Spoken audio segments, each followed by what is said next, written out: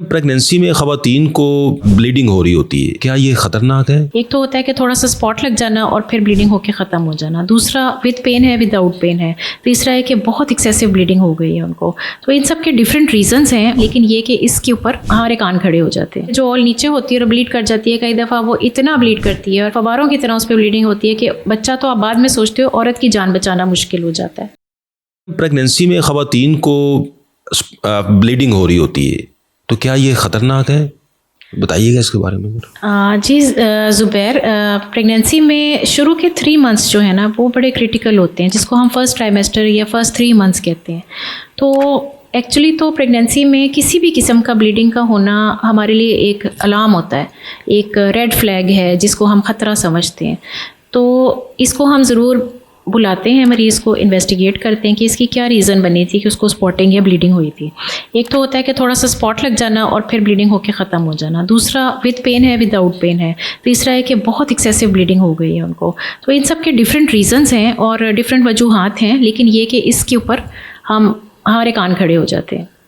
ठीक है, तो मैम क्या ये ख़तरनाक हो सकता है? कुछ लोगों को सिर्फ स्पॉटिंग हो रही होती है, तो ये कितना ख़तरनाक है ब्लीडिंग होना प्रेगनेंसी में? अच्छा, ऐसा है कि बहुत सारे लोग ऐसे जगहों पे रहते हैं जहाँ पे उनके पास हस्पताल की सहूलत या अच्छा कोई अल्ट्रासाउंड करने की सहूलत या कोई ऐसी सहूलत मौजूद नहीं होती है।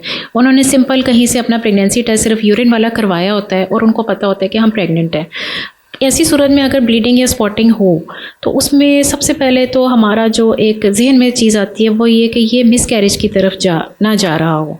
तो हमें सबसे पहले स्कैन करके या अल्ट्रासाउंड करके ये देखना होता है कि क्या प्रेगनेंसी की क्या स्टेज चल रही है, क्या प्रेगनेंसी अपनी जगह पे यूट्रस में जहाँ उसको होना चाहिए वहीं पर है, क्या वहाँ पे होने के बाद क्या वो प्रेगनेंसी वीक है, क्या उसमें बेबी आ चुका है कि नहीं आ गया हुआ, या इतना बड़ा सैक हो गया और सैक एक हद से ज़्यादा बड़ा हो गया और अभी तक खाली है और उसमें बेबी है ही नहीं।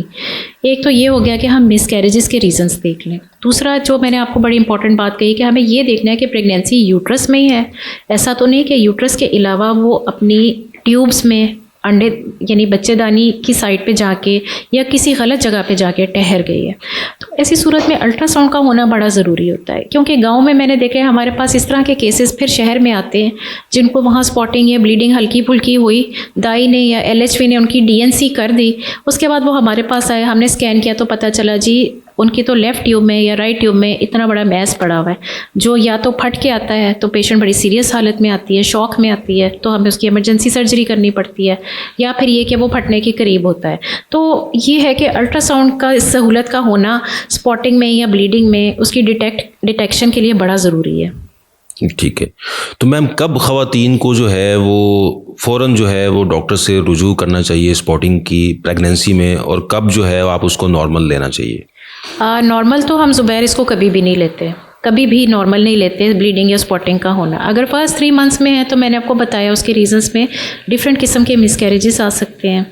मिसकैरेजेस भी जैसे कुछ कंप्लीट होते हैं, इनकम्प्लीट हैं, थ्रेटेंड हैं, यानी बच्चा भी ठीक है, हार्ट बीट भी आ रही है, लेकिन हमें ये कि कहीं ये ज़ाया ना हो जाए। ऐसी सूरत में कई दफ़ा डिफरेंट चीज़ें की जाती हैं, दवाइयाँ भी दी जाती हैं, कोई सर्वाइकल स्टिच भी लगा दिया जाता है, एराबिन पैसरी रख दी जाती है। डिफरेंट मोडेलिटीज़ हैं, डिफरेंट तरीके हैं जिनसे हम इनको सेव करने की कोशिश करते हैं।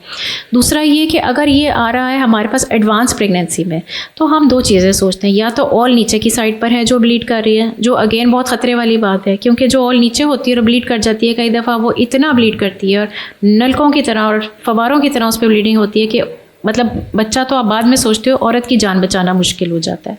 तो ये भी कि हल्की फुल्की स्पॉटिंग को हमें बिल्कुल हम अंदर से टच नहीं करते उसको। शुरू में हम सबसे पहले अल्ट्रासाउंड करा के देखते हैं कि क्या उसकी ऑल या प्लेसेंटा अपनी जगह पे है। ऐसा तो नहीं कि हम नीचे है और हम उसको नीचे से ज़रा सा भी टच करें तो वो फवारों की तरह खुल जाए, तो उसमें है। दूसरा ये कि एक चीज़ होती है ऑल का उखड़ जाना या जुदा हो जाना, जिसको हम अपनी लैंग्वेज में प्लेसेंटल एब्रप्शन कहते हैं, कि अभी वक्त से पहले ऑल जो है वो यूट्रस से जुदा हो गई। तो ऐसी सूरत में भी यूट्रस ये पेनफुल ब्लीडिंग करता है।